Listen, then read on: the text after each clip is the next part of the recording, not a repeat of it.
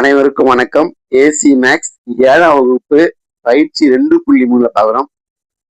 AC maths அதில் கேள்வி பாருங்க. 1 Tamil medium and English medium ரெண்டுமே இருக்குதுல. ரொம்ப எளிமையான கேள்வி தான். இதுல என்ன கேள்வி கொடுத்துருக்காங்க அப்படின்ட்டு கேள்வியும் கொடுத்துருவோம் உங்களுக்கு. அதுலயே இதுதான் கேள்வி பாருங்க. ஒரு புத்தக கடையில் உள்ள 70 பத்திரிகைகளில் 14 பத்திரிகைகள் நகைச்சுவை பத்திரிகைகள் எனில் நகைச்சுவை பத்திரிகைகளின் சதவீதம் காண்க அப்படின்னு கேட்டிருக்காங்க. அப்போ மொத்த பத்திரிகை எவ்வளோ 70, நகைச்சுவை எவ்வளோ 14. அப்போ 14 டிவைட் பை 70 போட்டு 100 பெருக்கி 100 வகுத்தோம்னாலுமே சதவீதம் கிடைச்சிடும்.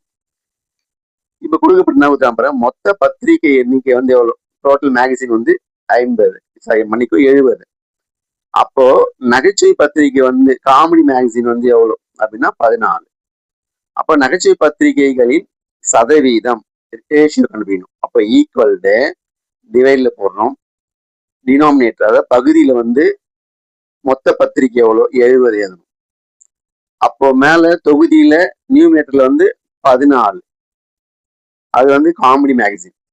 அப்போ பகுதியில 70, டினாமினேட்டர் 70 போட்டுரும். தொகுதியில பாருங்க, நியூமினேட்டர்ல பாருங்க, நகைச்சுவை பத்திரிகை வழக்கு 14 போடும். சதவீதம் கேட்டாங்கன்னா 100 பெருக்கி 100 வகுக்கணும். அதான் ரொம்ப முக்கியமானது. அப்ப 100 வகுத்தல் 100 போடும். அப்ப 100 பை 100, அந்த பை 100 இருக்கிறது தான் நம்ம எப்படி சதவீதம் எழுத போறோம். அதை சதவீதம் என்பது நிறைய பேர் புரியாம இருக்கு.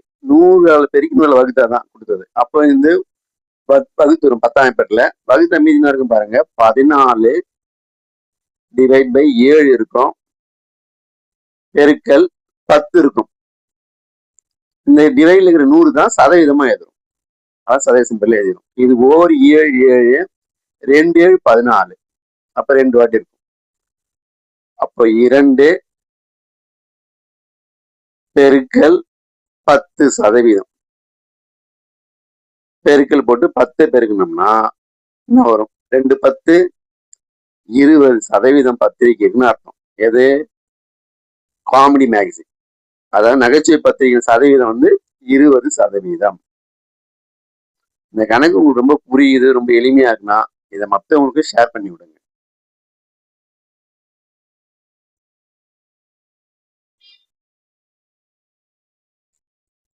மறக்காம சப்ஸ்கிரைப் பண்ணிடுங்க, லைக் பண்ணிடுங்க, ஷேர் பண்ணிடுங்க.